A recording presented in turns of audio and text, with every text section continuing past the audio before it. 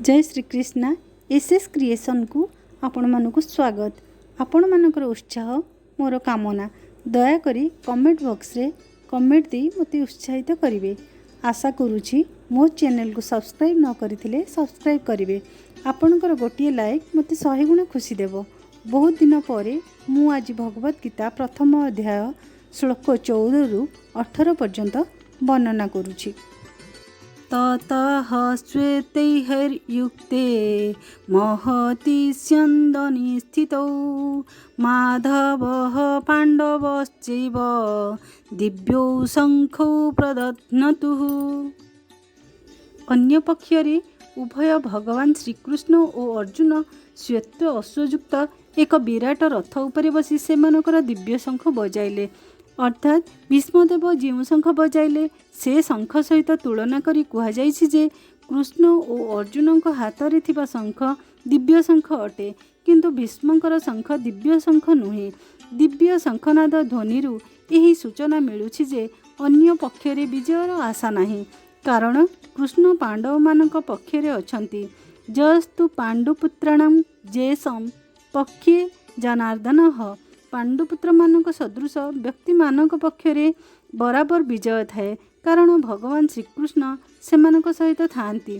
जेतेबेले ओ जेउठारे भगवान थांती सेठारे भाग्यवादी लक्ष्मी मध्य थांती, कारण लक्ष्मी देवी तांकर स्वामी को छाड़ी एकाकी रहंती नाही।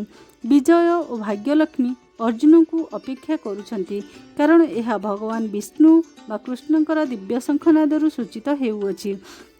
एतद् व्यतीत ए दुई सखा जो रथ उपरे बसिथिले ताहा अग्निदेव अर्जुन को प्रदान करथिले एवं एथिरु सूचित हेउथिला जे त्रिभुवन मध्यरे ए रथ जेउठारे टणा जिवो सेठारे ताहा चतुर्दिग जय करिबाकु सक्षम हेबो। पांचजन्य हृषिकेशो देवदत्तं धनञ्जयः पौण्ड्रं दग्धं महाशङ्खं भीमकर्मावृकोदरः। तत्परे कृष्ण तांकर पांचजन्य शंखनाद कले। अर्जुन देवदत्त नामक शंख बजाइले एवं बहुभोजनकारी भीमकर्मा भीम तांकर भयंकर पौण्ड्र नामक शंख को बजाइले। ए श्लोकरे भगवान श्रीकृष्ण को हृषिकेश बोली कुहाଯାଇଅछि, कारण सी हेउचंती समस्त इंद्रियर अधिकारी। जीवगण तांकर अंशविशेष अटंती एवं सेथिपाई जीवमानकर इंद्रिय गुड़िक तांकर अंशविशेष अटंती। मायावादी गण जीवमानकर इंद्रिय मानक कथा जानि पारंती नाही एवं सेथिपाई सेमाने सर्वदा जीवमानकु इंद्रियहीन किंबा निर्विशेष बोली वर्णना करबाकू उद्विग्न। भगवान जीवमानकर हृदय रे अवस्थान करी सेमानकर इंद्रिय मानकु नियंत्रण करती, किंतु से जीव मानकु तांकर शरण रे आसीबाकू निर्देश देई सेमानकु नियंत्रण करती एवं एक शुद्ध भक्तर इंद्रिय मानकु से प्रत्यक्ष भाव में नियंत्रण करती। एठारे कुरुक्षेत्र युद्धभूमि रे भगवान प्रत्यक्ष भाव में अर्जुनकर दिव्य इंद्रिय गुड़ी को नियंत्रण करुछंती एवं सेथिपाई तांकर नाम होइछि ऋषिकेश। भगवानकर विभिन्न कार्यानुजाई विभिन्न प्रकार नाम अछि। उदाहरण स्वरूप तांकर गोटिए नाम होइछि मधुसूदन, कारण से मधु नामक एक दैत्य को विनाश करथिले। तांकर अन्य गोटिए नाम होइछि गोविंद, कारण से गाभी मानकु और इंद्रिय मानकु आनंद दियंती। तांकर पुणी अन्य गोटिए नाम होइछि वासुदेव, कारण से वसुदेवंकर पुत्र रूपे आविर्भूत होइथिले। तांकर एक नाम होइछि देवकी नंदन, कारण से देवकी को माता रूपे ग्रहण करथिले। तांकर अन्य एक नाम होइछि यशोदा नंदन, कारण से वृंदावन रे यशोदांक पाखरे तांकर बाल्य लीला करथिले।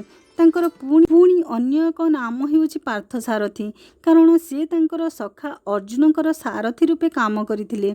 सेही परि तांकर नाम होइछि हृषिकेश, कारण से कुरुक्षेत्र युद्धभूमि रे अर्जुन को निर्देश देइथिले। अर्जुन को एठारे धनंजय बोली कुहाଯାଇछि, कारण से तांकर बड़ भाई को धन संग्रह रे सहाय्य करथिले।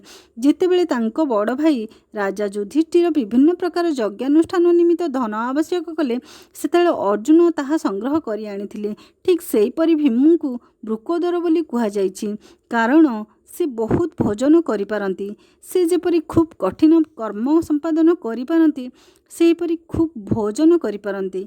से हिडिंब ଦୈତ୍ୟ ବିନାଶ ଭଳି ଅନେକ ଦୁଃସାଧ୍ୟ କର୍ମ ସମ୍ପାଦନ କରିପାରନ୍ତି। ତେଣୁ ଭଗବାନ ଶ୍ରୀକୃଷ୍ଣଙ୍କ ସହ ପାଣ୍ଡବ ପକ୍ଷରେ ବିଭିନ୍ନ ଯୋଦ୍ଧାବୀରମାନେ ଯେଉଁ ଯେଉଁ ଶଙ୍ଖନାଦ କଲେ ତାହା ଯୋଦ୍ଧୁବୃନ୍ଦଙ୍କୁ ଉପଯୁକ୍ତ ପ୍ରେରଣା ପ୍ରଦାନ କଲା। ପ୍ରଥମେ ଭଗବାନ ଶଙ୍ଖନାଦ କଲେ, ତତ୍ପରେ ଅନ୍ୟମାନେ ସେମାନଙ୍କର ଶଙ୍ଖନାଦ କଲେ। ଅନ୍ୟ ପକ୍ଷରେ ଏ ପ୍ରକାର ଉତ୍ତେଜନାମୂଳକ ସଂକେତ କିଛି ନଥିଲା। ସେ ପକ୍ଷରେ ପରମ ନିୟନ୍ତ୍ରଣକାରୀ ଭଗବାନ ଶ୍ରୀକୃଷ୍ଣ ନଥିଲେ କିମ୍ବା ଭାଗ୍ୟଲକ୍ଷ୍ମୀ ନଥିଲେ। ତେଣୁ ସେମାନେ ସେ ଯୁଦ୍ଧରେ ପରାଜିତ ହେବେ, ଏହା ସୂଚିତ ହେଉଥିଲା।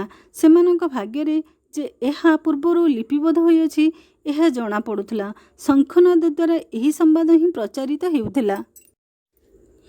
ଅନନ୍ତ ବିଜୟମ୍ ରାଜା କୁନ୍ତୀପୁତ୍ରୋ ଯୁଧିଷ୍ଠିରଃ ନକୁଳଃ ସହଦେବଶ୍ଚ ସୁଘୋଷମଣିପୁଷ୍ପକौ काश्यश्च परमेश्वासः श्रीखण्डी च महारथः दृष्टोद्युम्नो विराटश्च सात्यकिश्च पराजितः द्रुपदो द्रौपदेयाश्च सर्वशः पृथिवीपते सौभद्रश्च महाबाहु शङ्खान् दद्नु पृथक् पृथक्। କୁନ୍ତୀପୁତ୍ର ରାଜା ଯୁଧିଷ୍ଠିର ଅନନ୍ତ ବିଜୟ ନାମକ ଶଙ୍ଖ ବଜାଇଲେ ଏବଂ ନକୁଳ ଓ ସହଦେବ ସୁଘୋଷ ଏବଂ ମଣିପୁଷ୍ପକ ନାମକ ଶଙ୍ଖ ବଜାଇଲେ। ହେ ରାଜା, ମହାଧନୁର୍ଦ୍ଧର କାଶୀରାଜ, ମହାଯୋଦ୍ଧା ଶ୍ରୀଖଣ୍ଡୀ, ଦୃଷ୍ଟୋଦ୍ୟୁମ୍ନ, ବିରାଟ ଏବଂ ଅପରାଜିତ ସାତ୍ୟକୀ, ଦ୍ରୁପଦ, ଦ୍ରୌପଦୀଙ୍କର ପୁତ୍ରଗଣ ଓ ଅନ୍ୟମାନେ ଯଥା ମହାବାହୁ, ସୁଭଦ୍ରା ପୁତ୍ର ଆଦି ପୃଥକ ପୃଥକ ଭାବେ ନିଜ ନିଜର ଶଙ୍ଖମାନ ନାଦ କଲେ। ଅର୍ଥାତ୍ ସଞ୍ଜୟ ରାଜା ଧୃତରାଷ୍ଟ୍ରଙ୍କୁ ବଡ଼ ଚତୁରତା ସହିତ କହିଲେ ଯେ ସେ ପାଣ୍ଡୁପୁତ୍ରମାନଙ୍କୁ ରାଜଗାଦିରେ ବସାଇବା ନିମିତ୍ତ ଯେଉଁ ଅଜ୍ଞନୀତି ଧରିଛନ୍ତି ତାହା କୌଣସି ମତେ ଭଲ ନୁହେଁ। ସମଗ୍ର କୁରୁବଂଶ ଯେ ଏହି ମହାଯୁଦ୍ଧରେ ଧ୍ୱଂସ ହେବେ ଏହାର ସଂକେତ ପ୍ରକାଶ ପାଇସାରିଲାଣି। ପିତାମହ ଭୀଷ୍ମଙ୍କଠାରୁ ଆରମ୍ଭ କରି ପ୍ରପୌତ୍ର ଅଭିମନ୍ୟୁଙ୍କ ପର୍ଯ୍ୟନ୍ତ ସମସ୍ତେ ପୃଥିବୀର ଅନେକ ରାଜ୍ୟର ରାଜାମାନଙ୍କ ସମେତ ସମସ୍ତେ ସେଠାରେ ଉପସ୍ଥିତ ଥିଲେ ଏବଂ ଏମାନେ ସମସ୍ତେ ଧ୍ୱଂସାଭିମୁଖୀ। ଏ ସମସ୍ତ ବିପର୍ଯ୍ୟୟ ଧୃତରାଷ୍ଟ୍ରଙ୍କ ଯୋଗୁଁ ସଂଘଟିତ ହେବାକୁ ଯାଉଛି, କାରଣ ସେ ତାଙ୍କର ପୁତ୍ରମାନଙ୍କର ନୀତିକୁ ଅନୁମୋଦନ କରିଛନ୍ତି ଓ ସେମାନଙ୍କୁ ତଦନୁଯାୟୀ ଉତ୍ସାହିତ କରିଛନ୍ତି।